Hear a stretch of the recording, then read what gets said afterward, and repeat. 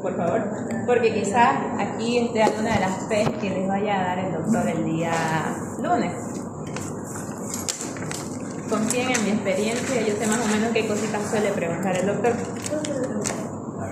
Ahorita le voy a decir, pero vayamos avanzando. Ya, empecemos con sistema nervioso. Como ustedes habrán visto, el sistema nervioso se puede dividir según su función y según su anatomía. Según su anatomía, vemos que se divide en dos partes, una parte del centro, que es la central, y otra parte periférica, todo lo que va hacia los lados. Y según su función, o sea, fisiológicamente lo vamos a dividir entre si es voluntario, ese va a ser el sistema nervioso somático, o sea, cosas que yo quiero hacer y las voy a poder hacer voluntariamente, como mover mi brazo, mover mi pierna, mover mi otra pierna. Pero si yo, ¿será que puedo controlar los latidos de mi corazón? ¿Puedo controlar el vaciamiento de la comida del estómago hacia el intestino? No, ¿cierto? Esas son otras funciones encargadas del sistema nervioso autónomo. Y este se divide en dos partes. ¿Alguien sabe cuáles son? Exacto. El sistema nervioso simpático y el parasimpático. De esto habla un poquito el lector, cómo controlar esta parte del sistema nervioso autónomo. Pero esto lo van a ver un poco más adelante en la siguiente fisiología. Una breve entrada. Quiero decirles que el sistema nervioso simpático es aquel sistema encargado de la lucha o huida, se le dice muchas veces. Por ejemplo, cuando ustedes quizás ven a una serpiente, en ese momento ustedes se asustan, ¿cierto? Y se les sube la adrenalina. Y eso sí es cierto, porque la adrenalina está encargada del sistema nervioso simpático. También se les suele asociar al sistema nervioso simpático con cosas que yo siento cuando veo a una persona que me gusta. ¿Qué es lo que pasa con ustedes cuando ven a alguien que les gusta, a alguien simpático? Sus pupilas, ¿qué pasa con sus pupilas? Se dilatan. Se dilatan, ¿cierto? ¿Qué pasa con su corazón? Empieza a latir más rápido. Son cosas, igual ustedes empiezan, ¿qué pasa con sus glándulas sudoríparas? Empiezan a sudar. Esas son cosas que suceden gracias al control del sistema nervioso simpático, la parte autónoma del simpático. Ahora, cosas que suceden gracias al sistema nervioso parasimpático es como que lo contrario. Ya no hay acá como que lucha, ya no hay activación, ya no hay adrenalina. Es lo contrario, es más la relajación. De hecho, van a ver que en el gráfico que nos muestra el doctor Williams en fisiología, él lo muestra el sistema nervioso parasimpático como un hombrecito relajado echado en su máquina. Un cama y eso. Y es eso, hace todo lo contrario al simpático. Si yo en el simpático mis pupilas se dilataban, ¿qué pasa en el parasimpático? Se contraen, más pequeñitas, sinuosas. Si en mi corazón, gracias al simpático, ocurría un aumento de la frecuencia cardíaca, ¿qué pasará en el parasimpático? Va a disminuir, ese corazón va a latir más lento. Y si gracias al simpático sudaba yo más, gracias al parasimpático, ¿qué va a pasar? Voy a estar bien, me voy a cegar, ¿ya? Eso a grandes rasgos para que sepan lo contrario que es el simpático y el parasimpático. Ahora, con respecto a la anatomía, en el sistema nervioso central, ¿cuáles son los componentes?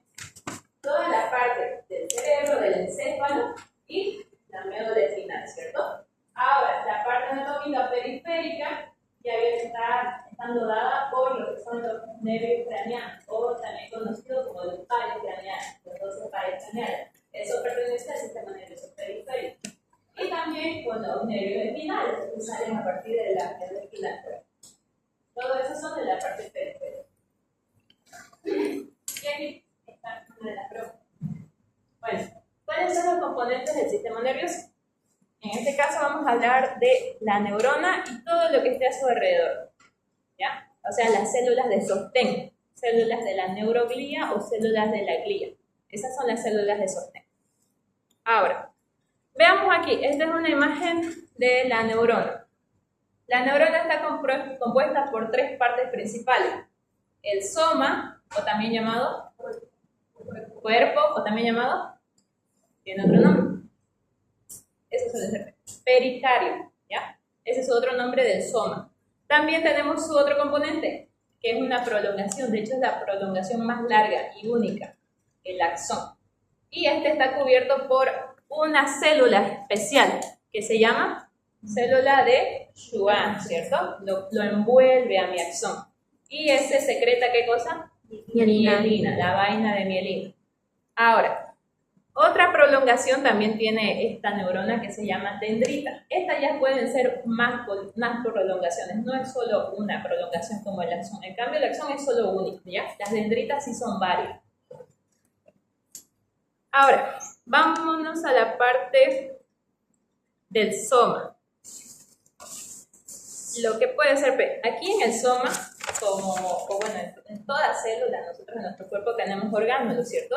Aquí hay un orgánulo muy especial que se llama corpúsculo de Nils. ¿Alguien sabe qué es el corpúsculo de Nils? ¿O cuerpo de Nils?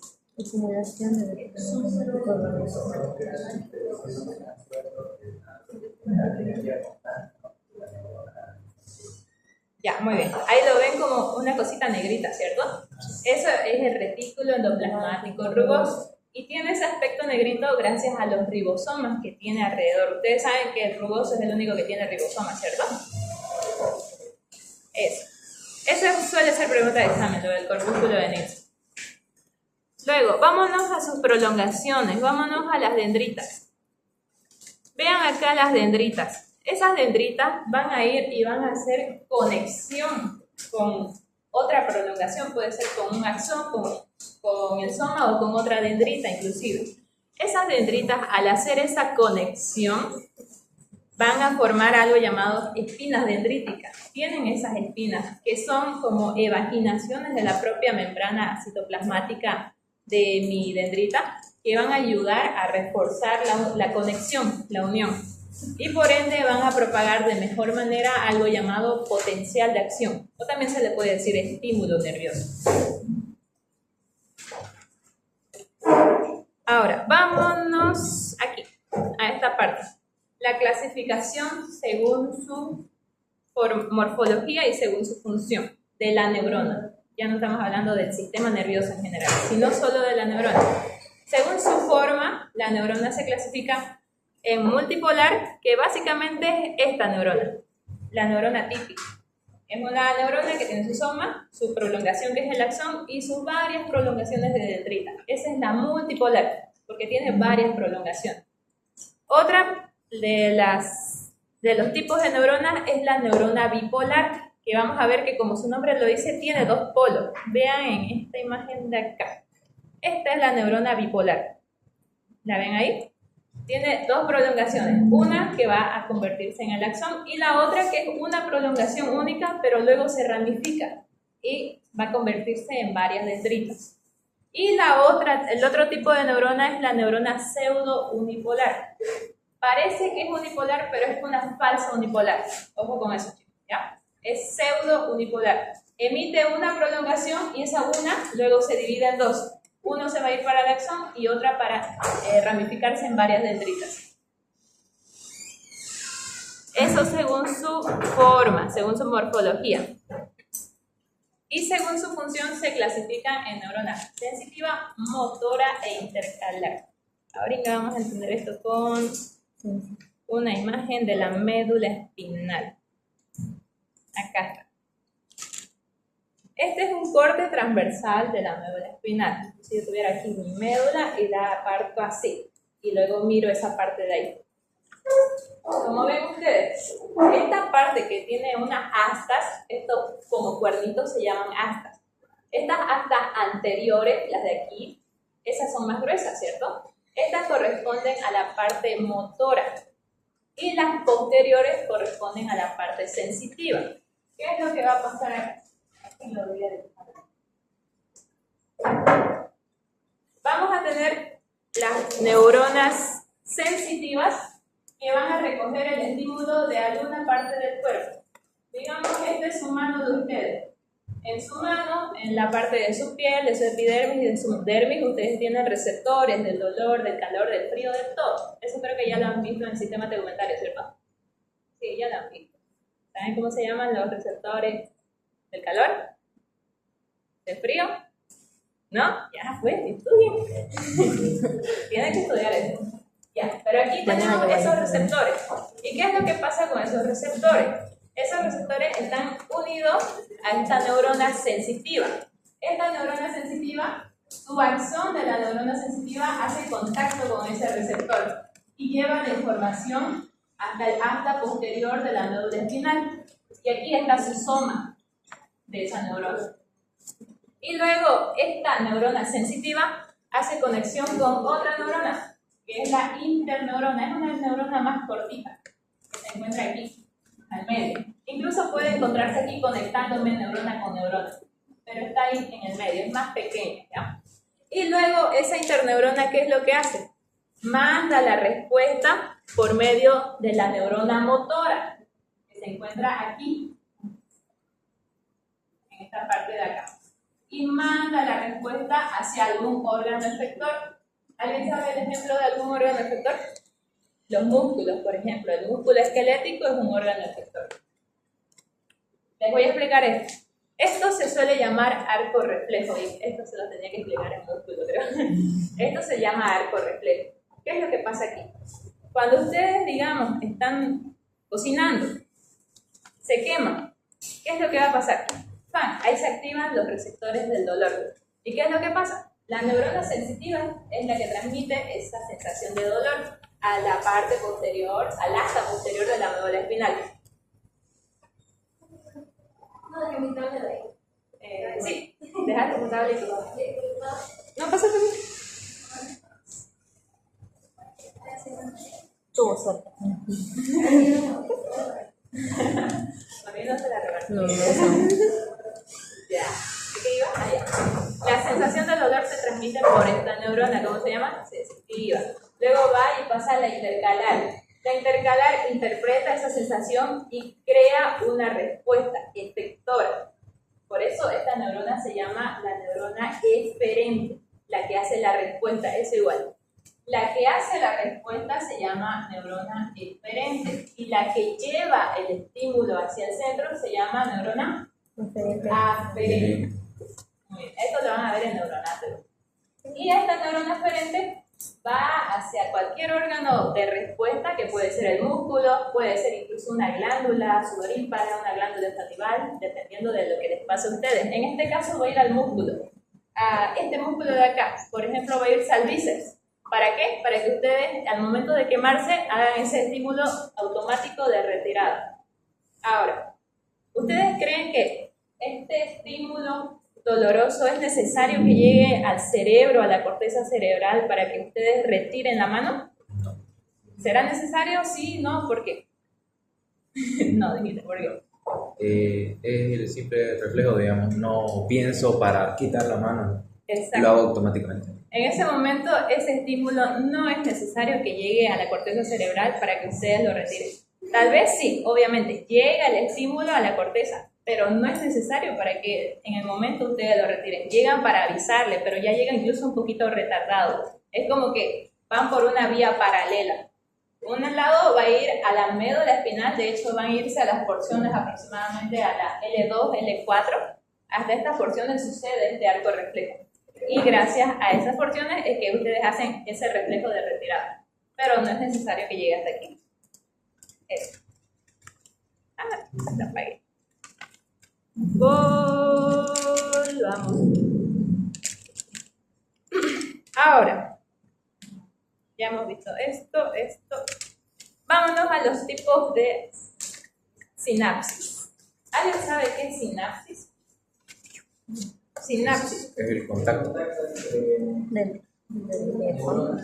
Ya, es la comunicación básicamente entre dos neuronas. De hecho aquí dice uniones especializadas entre neuronas. Sí, todos esos conceptos están correctos. Ahora, aquí estudiamos dos tipos de sinapsis. Una llamada la sinapsis química y otra llamada la sinapsis eléctrica. ¿Cuál creen que sea su diferencia? Bueno, aquí lo dice.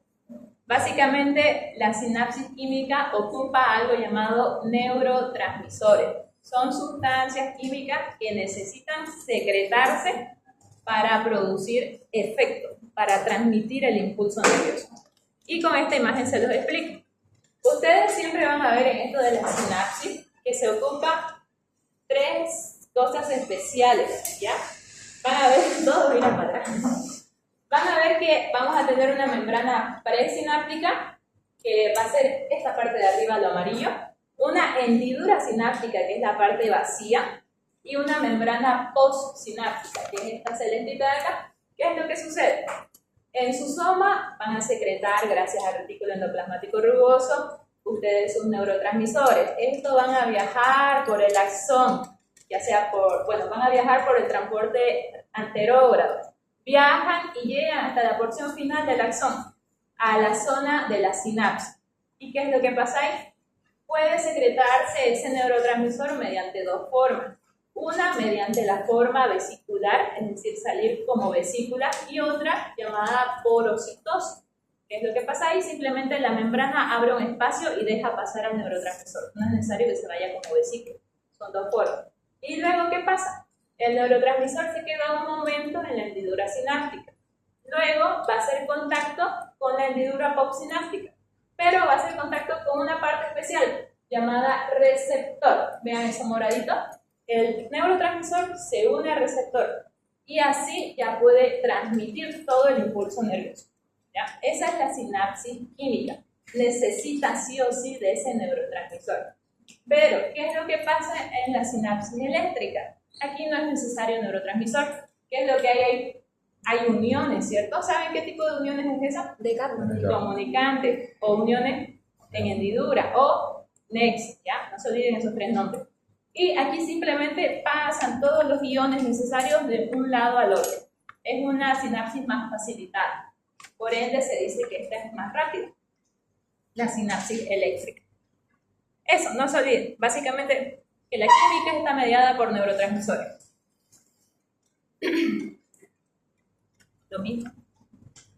Y aquí hay algunos ejemplos de neurotransmisores. Quizás les puede preguntar un neurotransmisor. Hay neurotransmisores que excitan y hay neurotransmisores que inhiben, ¿ya? Eso tenganlo en cuenta. Un neurotransmisor excitador es aquel que va a acelerar un proceso. En cambio, un inhibidor es aquel que lo va a detener. El acelerador, un gran ejemplo de un neurotransmisor excitador es la acetilcolina, ¿ya? Es la más conocida. Puede ser también que encuentren algo llamado adrenalina, igual suele ser excitador. Adrenalina. Ahora, el más conocido en los neurotransmisores inhibidores es el GABA. GABA. ¿Alguien sabe qué es GABA? Esto le van a preguntar en neuronato. Sin mirar. Ácido gamma. ¿Qué dice? Es ácido gamma aminobutírrico, ¿ya? Este es el nombre del GABA. Y ese es un neurotransmisor inhibidor. Eso, tengan en cuenta. Puede que les pregunte el doctor. De ahí lo demás es difícil que les llegue a preguntar. Esto lo ven más en fisiología. En fisio sí les van a torturar con esto. Ahora, llegamos a la parte que nos importa. ¿GABA qué dijo? Ácido gamma aminobutírrico. Inhibidor. Inhibidor.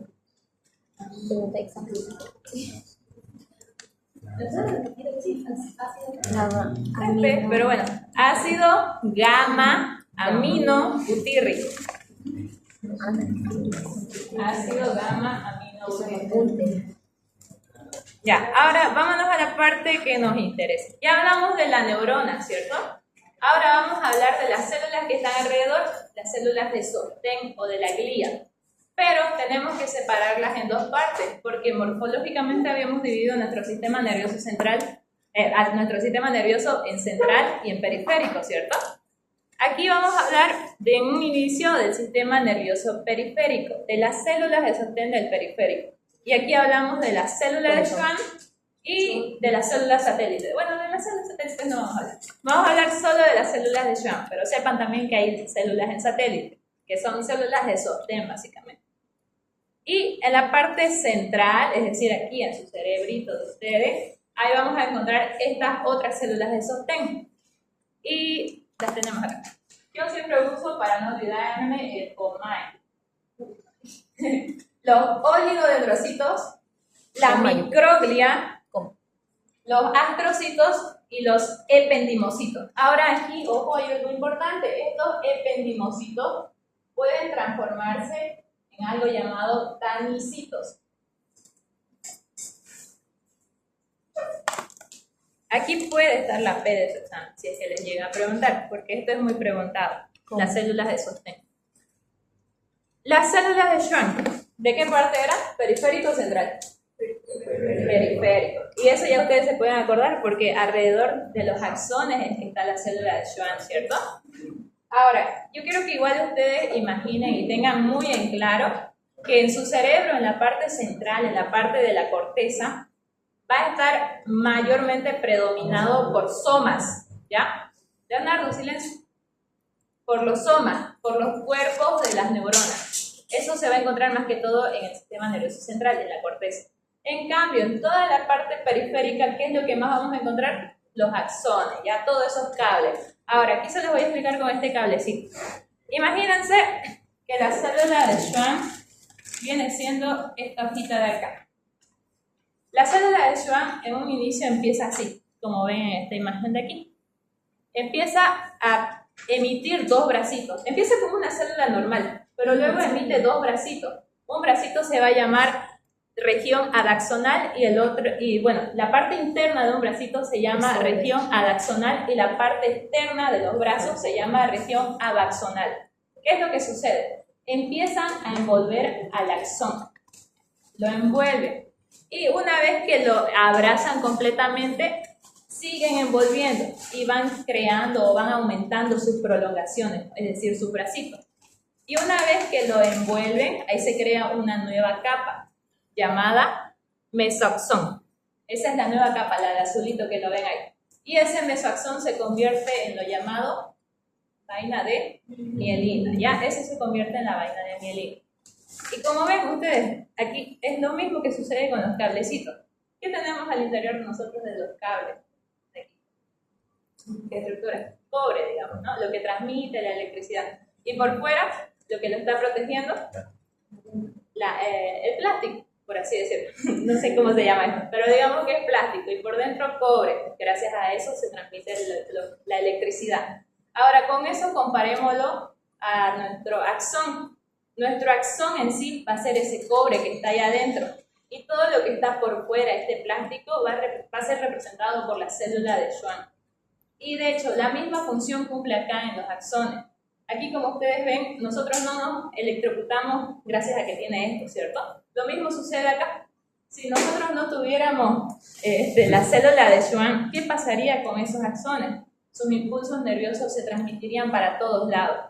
Esa célula de Schwann encapsula el impulso nervioso para que vaya dirigido en forma lineal. Ahora, ¿será que todo el axón está cubierto por célula de Schwann? ¿O habrán zonas que carecen de eso? Hay zonas que carecen de célula de Schwann. ¿Y cómo se llaman esas zonas? Nódulos de Ramírez. Nódulos de Ramírez. Muy bien. Y aquí vemos a los nódulos de Ramírez. Son zonas que no tienen célula de Schwann y por ende no tienen ¿qué cosa? Vaina de mielina. No hay mielina en esa zona. Y de hecho, esos nódulos de Ramírez se dicen que hay un montón de canales de calcio y esto lo van a ver bien en fisiología. ¿Qué es lo que hacen los canales de calcio? De sodio. ¿Qué es lo que hacen los canales de sodio? Para esto tienen que entender que dentro de la célula hay más potasio y afuera hay más sodio. Y también tienen que entender que la célula, adentro de la célula, suele ser una carga más negativa. La célula es más negativa. En cambio, afuera es más positivo. ¿Y qué es lo que pasa si el sodio, aquí en esos canales, entra el sodio por esos canales al interior de la célula? Si esto es positivo, lo va a volver positivo a mi célula, ¿cierto? Entra el sodio por medio de esos canales acá adentro y la célula automáticamente se vuelve positiva. ¿Saben cómo se llama eso? Exacto, se llama despolarización. Es el proceso mediante el cual mi célula se vuelve más positiva, ¿ya? Mi célula se vuelve positiva. Y gracias a eso es que los impulsos nerviosos pueden transmitirse. Un ratito. Hola, estoy dando clases. A las 5 me desocupo. Hola. Ya no me habla. Ya. Pero entendieron lo que sucede, ¿no? Eso es lo importante. La célula se vuelve positiva. Gracias a eso se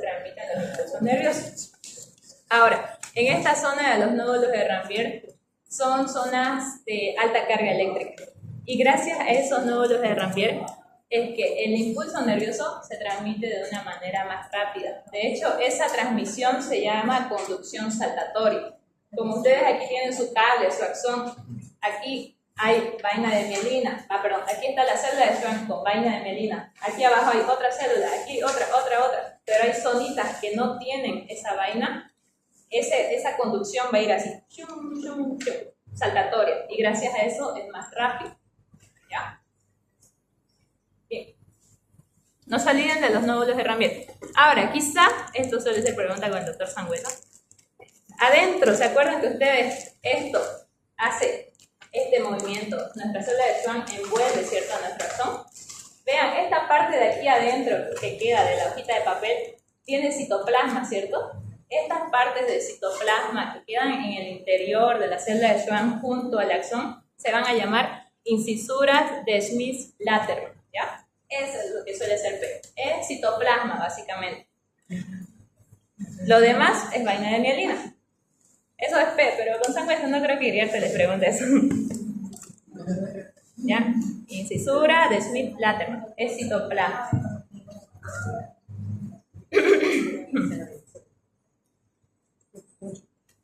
Y vean, ahí está nuestra célula de Schwann. Vean, si nosotros la abrimos, se va a ver así, como una hojita de papel. Por eso le digo que va y se envuelve. ¿De quién es esta? Daniela Cruz. Sí. Ya, pero tenés bien. Bueno. Y aquí ven la disposición de nuestros axones y nuestras células de Schwann alrededor. Y si varios axones se juntan, me van a formar un fascículo, ¿ya? Un fascículo nervioso. Y si varios fascículos nerviosos se juntan, me van a formar un nervio, ¿ya? Así es como se forman los nervios. Son básicamente acumulaciones de varios axones. Algo igual de importante acá. Aquí hay capas de tejido conjuntivo que están rodeando a estas fibras de axones. La primera, de la que vamos a hablar, es el endoneuro. Rodea básicamente a una célula de Schwann con su axón, ¿ya? Luego, varios axones se van a juntar y me forman un fascículo. ¿Y quién va a rodear ese fascículo? Perineuro. El perineuro. Y luego, varios fascículos se van a juntar con su perineuro. Y vamos a tener alrededor ahí a todo el nervio. ¿Y quién va a rodear todo ese nervio? Epineuro. Epineuro. Bien. No se olviden, van en ese orden y se suelen equivocar. Endo, peri y epi. ¿Ya?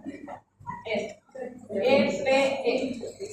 Endo, peri y epi. No se equivoquen, porque esto igual está en tejido muscular, ¿cierto? ¿De acuerdo? Sino que viene endomicio, perinicio, epinicio. Sí, solo cambian el neuro por el micio. Ahora, los astrocitos. Los astrocitos básicamente son las células generales de sostén. Aquí están sus funciones. Esta es la más importante. Forma parte de la barrera hematoencefálica. ¿Qué es la barrera hematoencefálica y para qué sirve? Evita que los patógenos entren a lo que es el sistema nervioso y también ayuda a la regulación de solutos. Muy bien. Evita que algunos iones entren, ¿cierto? Sí. Muy bien. Ahora, ¿alguien sabe cuáles son los componentes de esta barrera hematoencefálica? Endotelio con uniones estrechas, membrana basal, pericitos y prolongaciones de astrocitos. Muy bien, esta imagen es hermosa para explicar. Este es un vasito sanguíneo que está llegando al cerebro. Y vamos a ver que dentro de ese vaso sanguíneo, esto ya lo han visto en el sistema cardiovascular, tenemos algo llamado endotelio, ¿cierto? Es epitelio plano.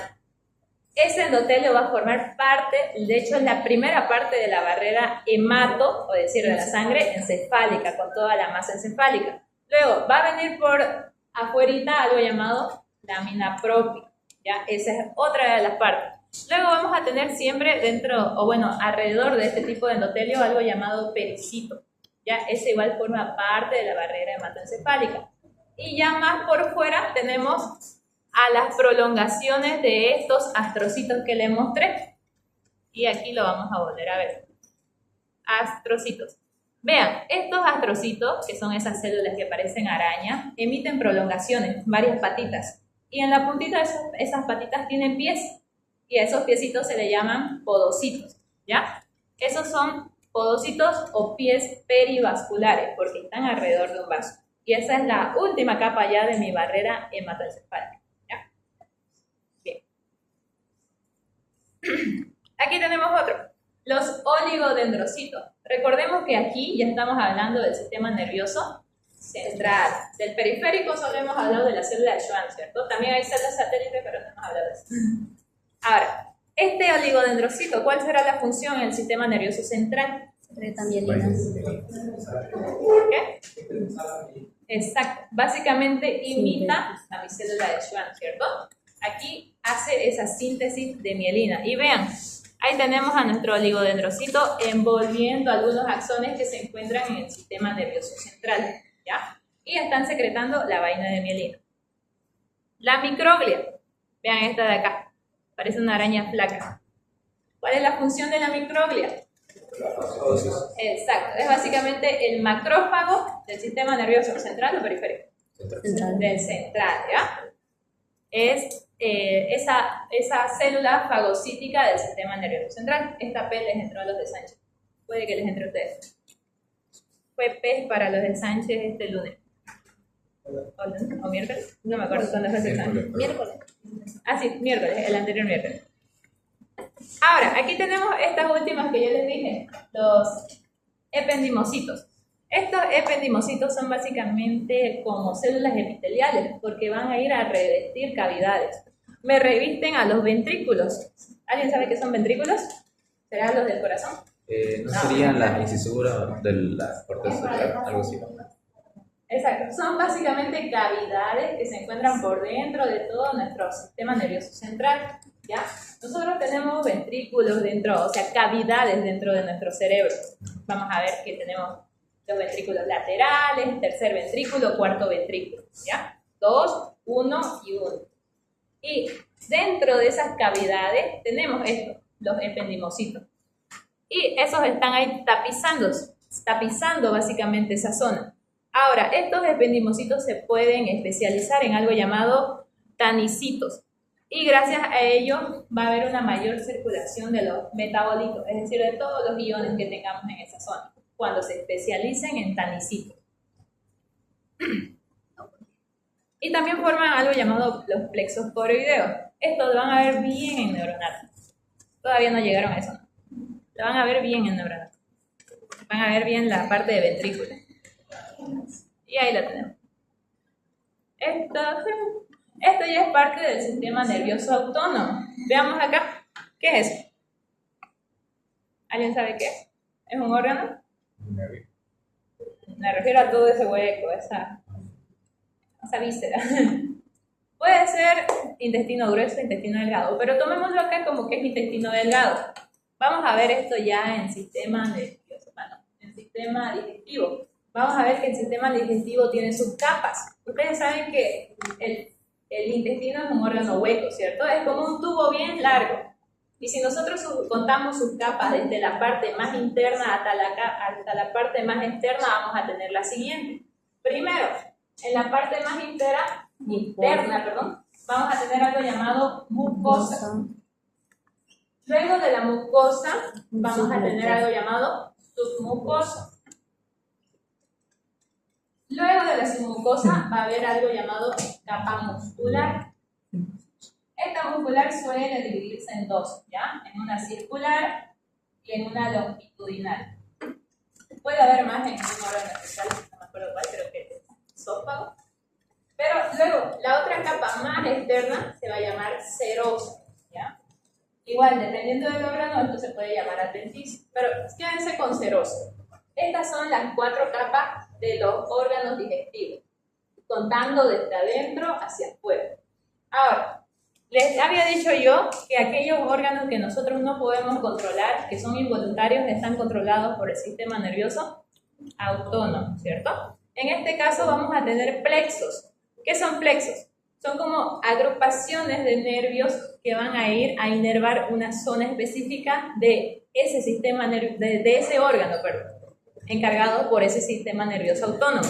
Y van a ver que tenemos estos dos plexos muy importantes. Uno es el plexo submucoso o también llamado de Meissner. ¿Dónde se va a encontrar eso? Su nombre lo dice. En la submucosa. Ahí vamos a encontrar al de Meissner. Y otro plexo es el plexo mientérico o de Auerbach. Ese se va a encontrar entre las capas musculares, circular y longitudinal. El de Auerbach. Esto suele ser P. ¿Dónde se encuentra cada plexo? Meissner y Auerbach.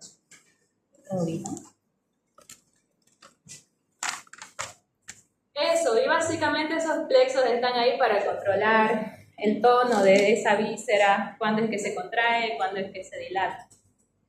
Ahora, vámonos a la clasificación del sistema nervioso central. Ya habíamos dicho que lo clasificábamos en encéfalo y médula espinal, ¿cierto? Ahora, algo importante, esta es parte anatómica. Se clasifica en cerebro, cerebelo y bulbo, pero esa es anatomía.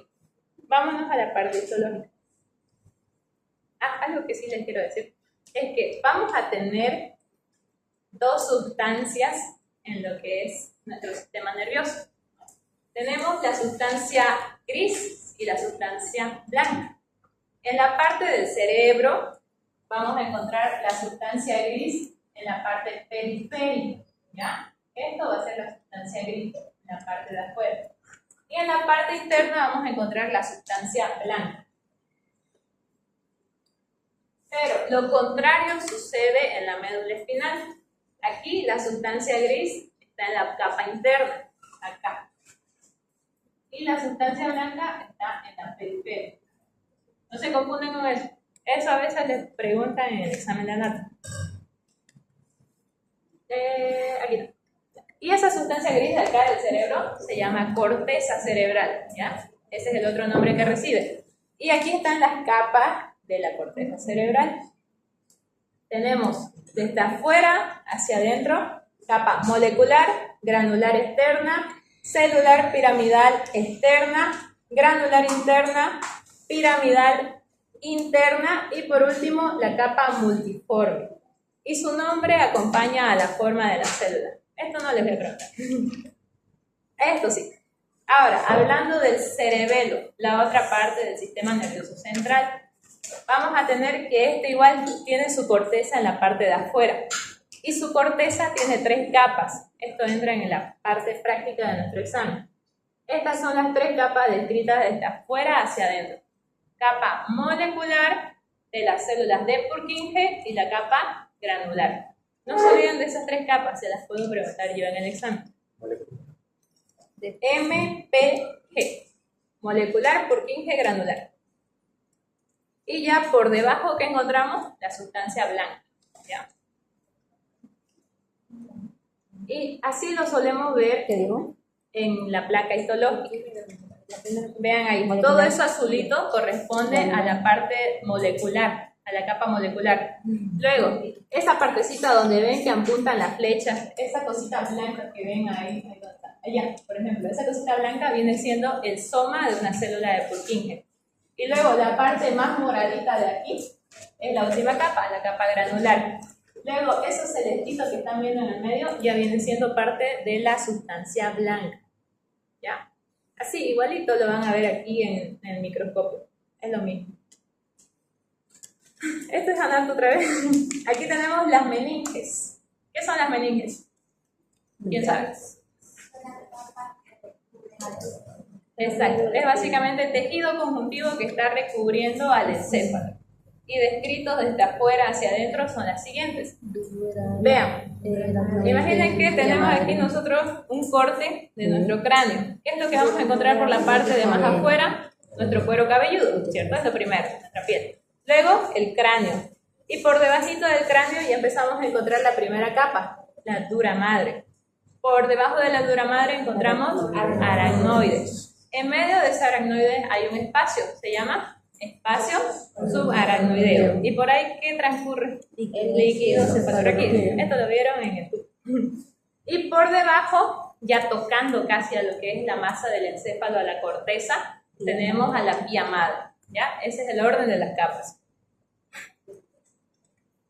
Esta barrera hematocefálica, que ya lo hemos visto, Y gracias. En la parte de nervios, de neuro, por ejemplo. Traté de avanzarlo más rápido. Ahora, vámonos a músculo. ¿Cómo que no? Es una señal divina. Ay, se eliminó. Señal divina. No hay. No, tenemos que explicarlo. Aquí tengo otro. Estoy apuntando el de la una. Ah, no, el mismo. El que también fui a decir de la una. Y su libro es distinto. Ya, rapidito. Aquí tenemos el tejido muscular. Básicamente la función del tejido muscular es formar parte del órgano locomotor de todo el cuerpo, ¿cierto? Es básicamente hacer movimiento. Ahora, lo básico para el práctico. Tenemos 3 tipos de tejido muscular. Tenemos músculo esquelético, que se encuentra adosado a los huesos, músculo cardíaco, que está dentro del corazón, de hecho es el miocardio, y el músculo liso, que está dentro de estas capas que les mostré acá, de esta capa muscular, en todas las vísceras. ¿Ya? Eso, no se olvide. Esta circular y esta longitudinal, ambas son tejido muscular liso. Del estriado. Ahora, si yo les digo eso, entre esos 3 que les mencioné, ¿cuál creen que sea voluntario y cuál es involuntario? ¿Voluntario? Esquelético. El esquelético. ¿El cardíaco? ¿Voluntario o involuntario? Involuntario. Involuntario. Pero a pesar de ser involuntario, es estriado. En la histología vamos a ver que tiene sus estriaciones. ¿Y el músculo liso? Es involuntario. ¿Tendrá estriaciones? No, no hay estriaciones. Cuando ustedes vean al microscopio van a verlo literal, es un órgano liso, así un fascicular, sin estriaciones. Ahora, veamos acá. Teoría. Algo igual importante. A grandes rasgos, igual se lo puede clasificar al tejido muscular en 2. Como les estaba diciendo, voy a borrar.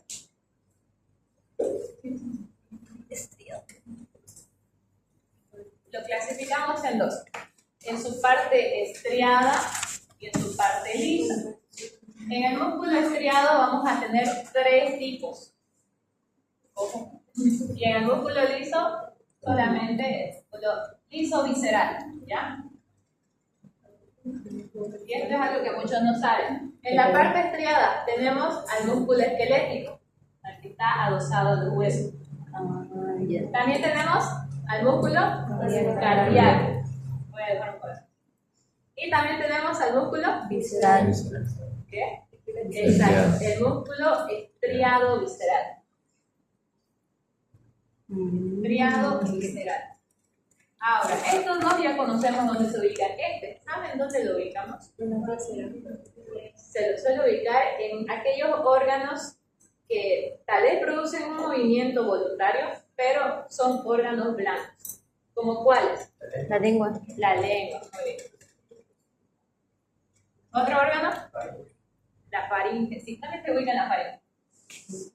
También lo ubicamos en el diafragma, en la parte posterior, en la que va a ir a las lumbares, ¿ya? Ahí igual se ubica en el diafragma. Eso, muy bien. También lo ubicamos en el esófago, pero no todo el esófago. ¿Alguien sabe qué porción? Ya, exacto, la porción superior. Muy bien, estas son ubicaciones del músculo estriado visceral. Es un músculo importante, ¿ya? A pesar de ser visceral, casi liso, tiene esas estriaciones. Importante. O sea, aquí, por ejemplo, nosotros no podemos decidir cuándo es que nuestro esófago se mueve, ¿cierto? Cuándo es que va a pasar el bolo alimenticio. Esa parte es involuntaria. Pero este músculo, en la histología, sí va a presentar esas rayitas, esas estriaciones. Ahí decía. Ahora, vean la diferencia histológica. ¿Qué es lo que me interesa? Este primero es el músculo esquelético, músculo estriado esquelético. Y vean, ¿dónde se encuentran los núcleos? Estas son fibras, por si acaso. Cada cinta que ven ustedes yendo de un lado para el otro son fibras musculares. Aquí a las fibras musculares es como decirle células musculares, ¿ya? Una fibra muscular es una célula muscular, pero ojo, una fibra muscular está formada por varias miofibrillas. Eso es lo único que cambia acá en tejido muscular. pero miofibrilla no es una célula. Una célula es igual a una fibra. Fibra es lo más grandecito, digamos. Y vean, estas fibras musculares a su alrededor tienen unas bolitas moradas, ¿cierto? ¿Eso corresponde a qué cosa? Al núcleo. En este caso, en el músculo esquelético, su núcleo está en la periferia, lo van a ver afuera. Ahora, vean la diferencia con el músculo cardíaco y con el músculo liso. ¿Dónde está el núcleo en ambos músculos? Está en el medio, ¿ya? El núcleo en el músculo liso y cardíaco es central. Ahora, otra diferencia con el músculo esquelético y el músculo cardíaco.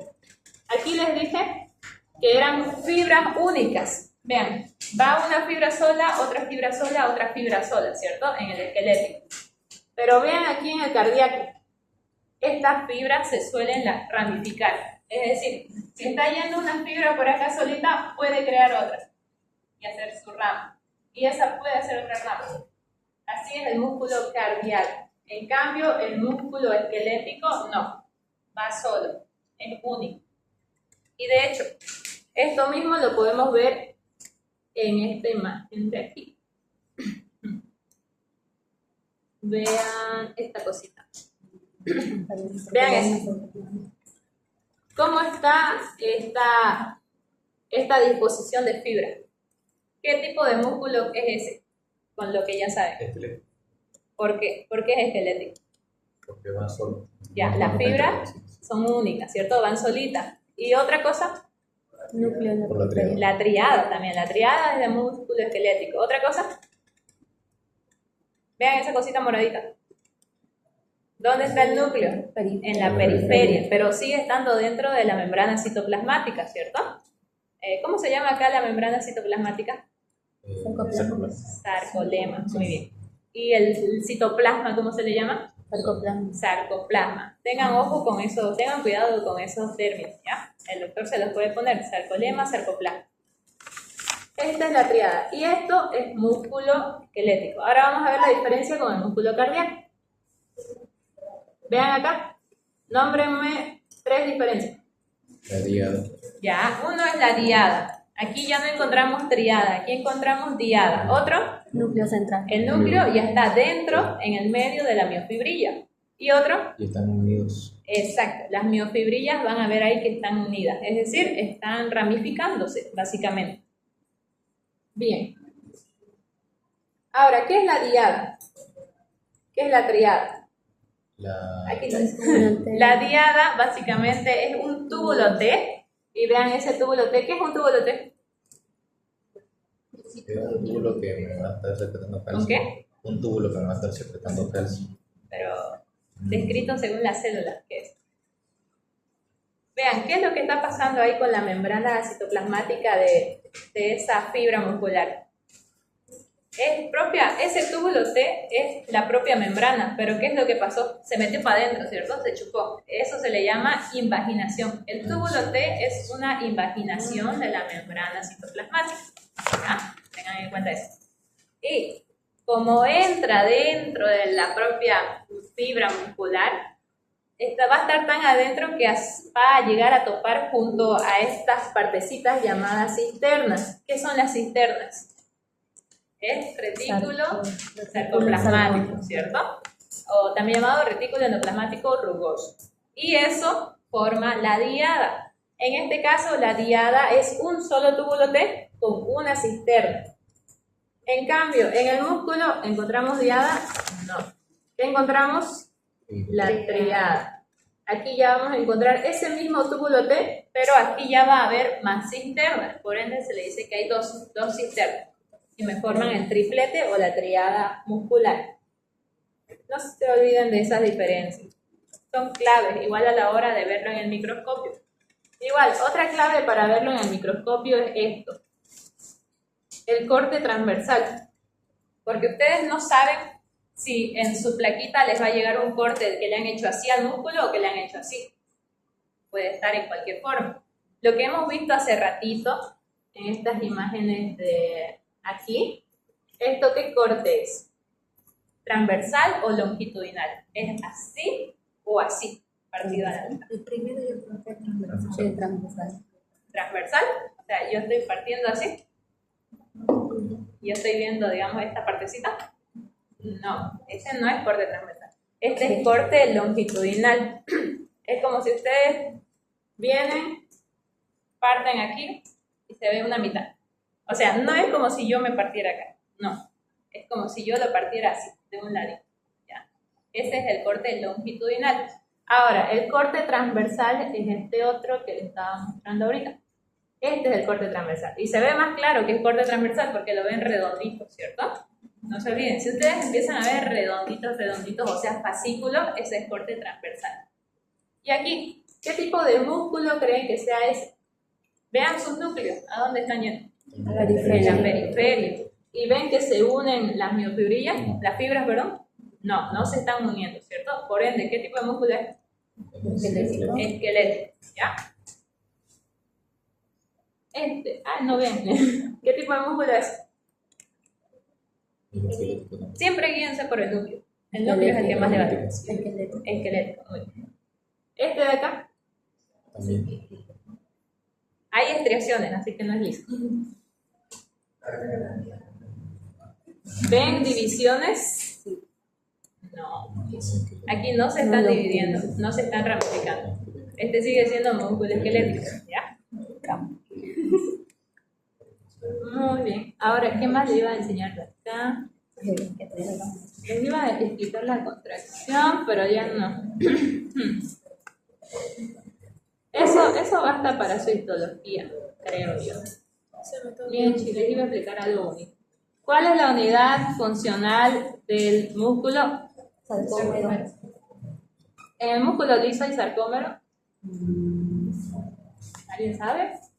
Yo creo que ¿Hay sarcómero en el músculo liso? ¿En el cardíaco hay sarcómero? sí, porque Solamente el sarcómero se encuentra en el músculo estriado. No lo encontramos en el músculo liso. Tengan ojo con eso. Vean esta formita. Esto es el sarcómero, ¿cierto? sí, se encuentra entre los Básicamente, dos estructuras que forman al sarcómero. Ya, la actina y miosina. aquí la miosina. Este marcador es la miosina y mis deditos es la actina. ¿Y qué es lo que pasa cuando hay contracción? ¿Qué pasa con ese sarcómero? Ahorita está largo. En la contracción, ¿qué es lo que pasa? Se acorta, esto se acerca, ¿cierto? Y en la relajación se aleja. Así sucede la contracción. Es como un acortamiento y un alejamiento. De eso mismo de ahí. Y no solamente participa actina y miosina, participan un montón de proteínas más. Aquí están todos sus nombres. De hecho, ahí falta. Esta es la estructura de la actina, la de arriba, y la estructura de la miosina es la de aquí abajo. Esta rojita de aquí. Pero no les voy a explicar mucho eso. No vamos a meter mucho en el tema. Estos ciclos de puertas transversales ya le di tarea. ¿Qué más le iba a explicar acá? Vean. Esto ya se los expliqué. Lo del arco reflejo. Ustedes han visto esos reflejos que le hacen aquí en el tendón, ¿cierto? Lo típico de golpear, ¡pam!, que hacen así. Es lo mismo que les expliqué acá con mi médula espinal. Lo mismo sucede. Pero no, obviamente no con un receptor de dolor, sino con algo llamado uso muscular. ¿Qué es lo que pasa ahí? Cuando ustedes tocan, van a ir a generar un golpecito al centro del uso muscular y eso se va a transmitir por esa neurona sensitiva, va a llegar a la médula espinal, hace conexión con las interneuronas y manda su efecto a través de las neuronas motoras, ¿ya? Y hace que la piernita haga esto. Es involuntario. Casi lo mismo que les expliqué con el reflejo de la retirada, ¿ya? Y aquí hay un montón de reflejos. Esto lo van a ver bien en físico. Me gustaría haber sido tu auxiliar de físico. No sé. ¿Qué más? Esto, en el mecanismo de la contracción, es casi lo mismo con lo que sucede con la membrana presináptica, hendidura y membrana postsináptica, ¿ya? Solo cambian unas cuantas cositas. Luego, para su examen, ¿qué más le iba a preguntar? Hay mucho de qué hablar. Sí, les dije que en el músculo liso no hay sarcómeros, ¿cierto? Aquí cambia. Aquí, de hecho, ya no tenemos lo que es la miosina. Sí hay los filamentos de actina. Vean en esta imagen de acá. Aquí tenemos la actina, Pero aquí solamente tenemos una miosina que está en el centro. En cambio, en la otra teníamos varias, ¿cierto? Unas 4. Aquí solo hay una miosina en el centro y su actina alrededor. Pero eso ya no se llama sarcómero. Este es el equipamiento contráctil del músculo liso, pero ya no es sarcómero. Ya no tenemos todas las estructuras que pertenecían al sarcómero. Y aquí, estas cositas se unen a algo llamado cuerpo denso. Y vean, esos cuerpos densos, que son esas cositas bolitas que están por aquí y por allá, están distribuidos casi por toda la superficie del músculo liso. ¿Y qué es lo que pasa cuando hay una contracción? Es como si todos esos cuerpos densos serían jalados gracias a esa actina. Y todo ese músculo se hace como que más contraído, pero a la parte interior. En el músculo estriado no sucedía eso. ¿Qué es lo que pasaba? Jalaba de un lado al otro, ¿cierto? En cambio acá jala en toda su superficie. Esa es la diferencia entre el músculo liso y el estriado. Diferencia fisiológica más que todo. Eso. ¿Alguna duda para entrar a su examen? ¿No? Ya, vamos ahí. A su examen, guarden todo, please. Creo yo que no está tan difícil.